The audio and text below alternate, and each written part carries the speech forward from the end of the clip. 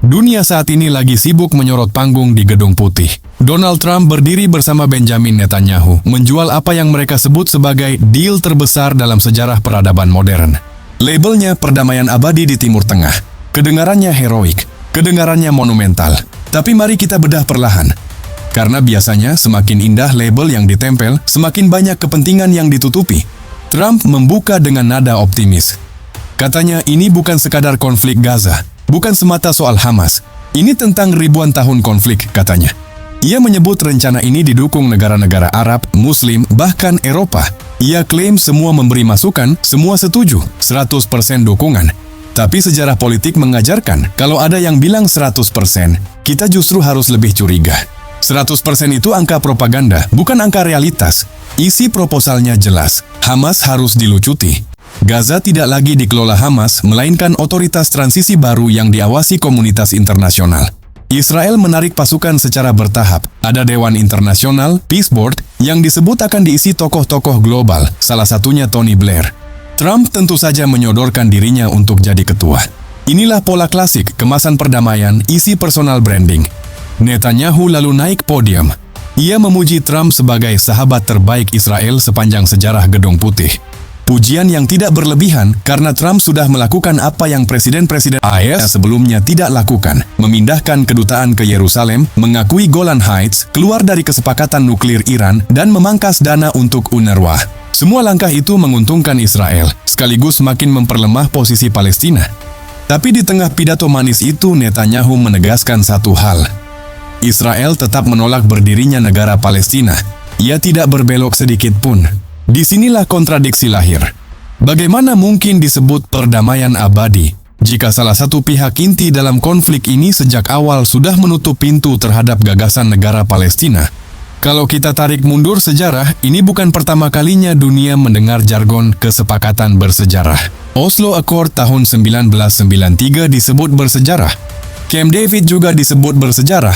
Abraham Accord pun dipuji sebagai terobosan. Hasil akhirnya, konflik tetap berlangsung, roket tetap diluncurkan, bom tetap meledak, ribuan tetap terbunuh. Artinya istilah bersejarah dalam politik Timur Tengah seringkali hanyalah kosmetik. Trump dalam pidatonya menekankan, ini bukan perdamaian palsu, bukan perdamaian bodoh, tapi perdamaian nyata. Kalimat itu sendiri sudah menjadi alarm, karena semakin keras seseorang menegaskan keaslian sesuatu, semakin besar kemungkinan hal itu justru palsu. Bagi Trump, ini kartu emas untuk politik domestik. Ia ingin dikenal bukan hanya sebagai Presiden Amerika, tapi sebagai figur global yang membawa perdamaian dunia. Itu amunisi kampanye, apalagi menjelang pemilu. Bagi Netanyahu, ini pengaman politik. Dengan merangkul Trump, ia memastikan dukungan penuh dari sekutu terbesar Israel.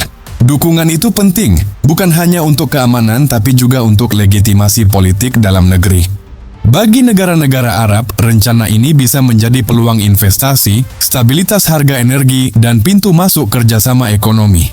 Namun siapa yang jadi korban dalam skema ini? Rakyat Palestina. Mereka yang kehilangan rumah, kehilangan keluarga, dan kehilangan harapan. Strateginya jelas. Kalau Hamas menolak, maka narasi siap digunakan. Semua setuju kecuali Hamas. Itu berarti jika Israel melanjutkan operasi militer, dunia sudah diarahkan untuk menyalahkan Hamas. Kalau Hamas menerima, maka Hamas bubar. Dengan kata lain, dua skenario sama-sama menguntungkan bagi Israel dan bagi Trump. Skenario semacam ini bukan baru. Setiap kali ada perjanjian timpang, perlawanan baru selalu lahir. Dulu ada Fatah, kemudian Hamas. Besar kemungkinan nanti akan muncul generasi baru yang lebih radikal, lebih keras, karena akar masalahnya, hak bangsa Palestina atas negara merdeka, tidak pernah benar-benar disentuh. Indonesia tentu tidak bisa menutup mata. Nama presiden kita disebut-sebut hadir, bahkan dipuji. Itu bisa memberi citra positif. Tapi sekaligus harus diimbangi dengan sikap kritis.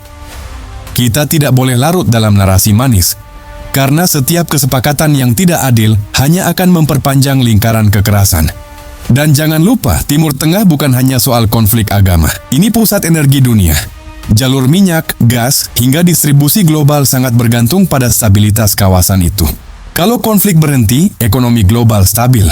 Kalau konflik berlanjut, harga energi naik, dolar menguat, dan negara-negara berkembang termasuk Indonesia akan jadi korban inflasi. Jadi ini bukan sekadar soal Hamas atau Israel. Ini soal siapa yang diuntungkan dari naik turunnya harga minyak, siapa yang mengendalikan arus perdagangan, siapa yang dapat legitimasi politik. Itulah sebabnya kita harus berhati-hati. Jangan buru-buru percaya pada istilah perdamaian abadi. Karena seringkali perdamaian hanyalah nama lain dari stabilitas yang menguntungkan pihak kuat. Pertanyaan terbesar, apakah ini akhir konflik atau hanya babak baru dengan judul lebih indah? Kalau melihat jejak sejarah, jawabannya lebih condong ke opsi kedua. Dan yang paling pahit, setiap kali kesepakatan semacam ini diumumkan, mereka yang mati bukanlah politisi yang tanda tangan di atas meja. Mereka yang mati adalah anak-anak kecil di Gaza, keluarga sipil di Israel, dan orang-orang biasa yang tidak pernah punya suara dalam panggung politik global. Mereka adalah harga yang harus dibayar untuk sesuatu yang disebut deal terbesar. Apakah dunia benar-benar menginginkan perdamaian? Atau hanya stabilitas sesaat untuk kepentingan ekonomi dan politik? Itulah pertanyaan yang harus kita simpan baik-baik.